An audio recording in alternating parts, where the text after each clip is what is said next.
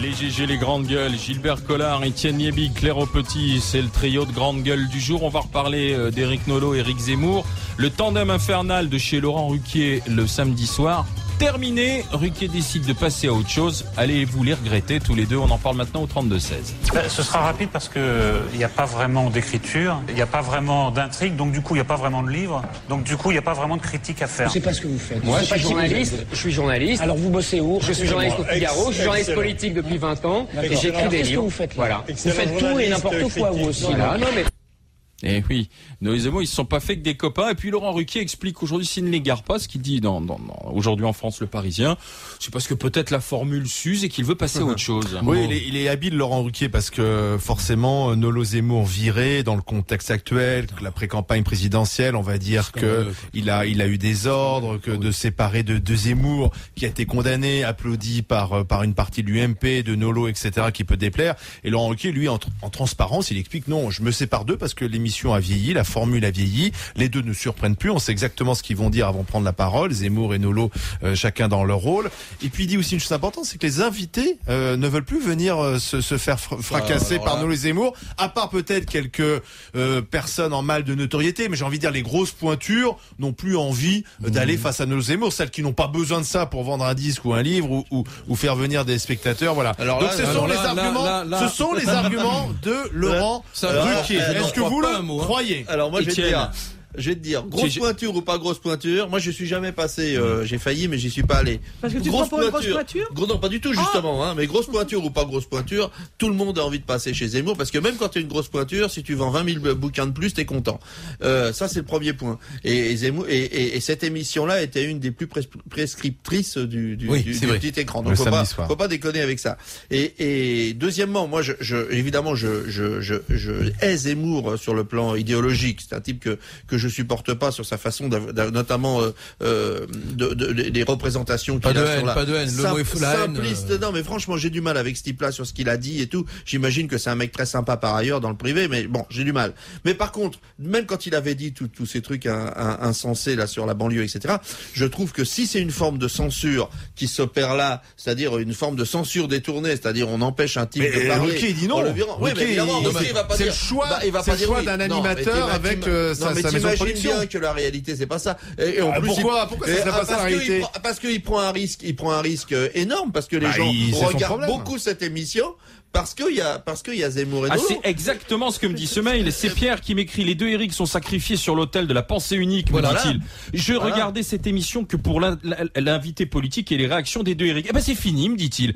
On va tomber dans la réunion hebdomadaire de bobos parisiens. Ils viennent de perdre un téléspectateur, me dit Pierre sur Internet.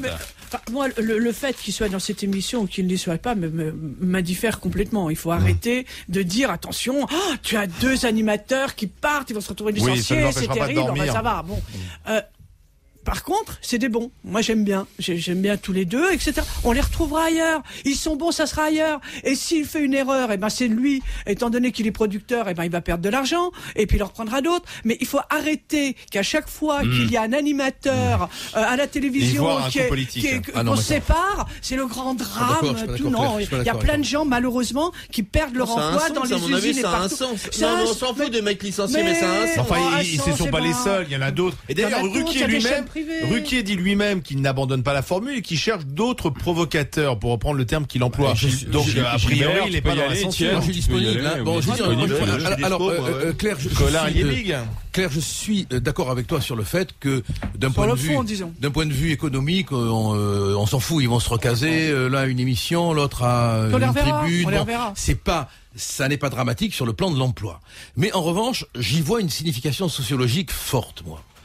Ça veut dire qu'il y a un verrouillage, et on va le sentir de plus en plus au fur et à mesure que la campagne... Oui, mais il y a un verrouillage de la liberté d'expression.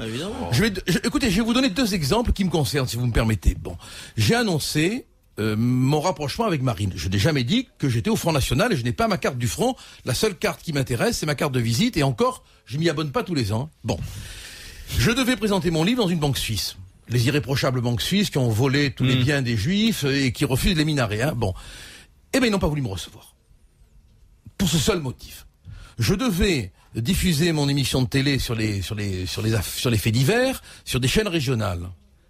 ils ont fait savoir à mon producteur qu'ils ne me prendraient pas. Alors, je veux dire que moi, ça me motive, au contraire, hein, mais ça signifie quand même qu'on est dans un drôle de pays de liberté, quoi. Bon, et quand on voit Zemmour, dont on peut discuter les idées, et la méthode. Et non mais attends, et Nolo, dont on peut dans le même sens, hein, parce que je suis persuadé qu'il y a des gens d'opinions différentes qui diraient de Nolo, je le hais. Bon, ça veut dire qu'on est vraiment dans l'océan sémantique de la bienveillance. Alors attendez, je suis d'accord. Tu retrouves Zemmour sur iTélé, tu le vois mais partout. je ne dis pas qu'il va être chômeur, ma puce. Je ne dis pas ça. Alors moi, je trouve Gilbert que tu fais un procès d'intention à Laurent Ruquier, puisque lui-même dit, je vais trouver d'autres provocateurs, un de gauche et de droite, pour le remplacer. Il va trouver des gnangnans. Là, c'est un procès d'intention. Tu verras bien, tu pourras juger. On a vu ça quand Guillaume est parti de France Inter. Vous verrez, mais vous pouvez pas faire des procès d'intention à Ruquier qui dit je vais les remplacer et je trouverai deux autres personnes. Et puis Zemmour, moi il y a un truc qui me gêne avec Éric Zemmour. C'est quelqu'un que j'apprécie parce que c'est un bon débatteur. On peut ne pas être d'accord avec lui, mais on peut en débattre et c'est quelqu'un qui aime le débat. Moi, ce qui m'a gêné, c'est quand même qu'il aille se faire applaudir par le groupe UMP. Moi, je pense pas que ce soit la place d'un journaliste. Un journaliste peut donner ses opinions, dire ce qu'il pense, mais un journaliste n'a pas à se faire applaudir par un parti politique. Et je pense que Zemmour, il s'est fait griller ce jour-là.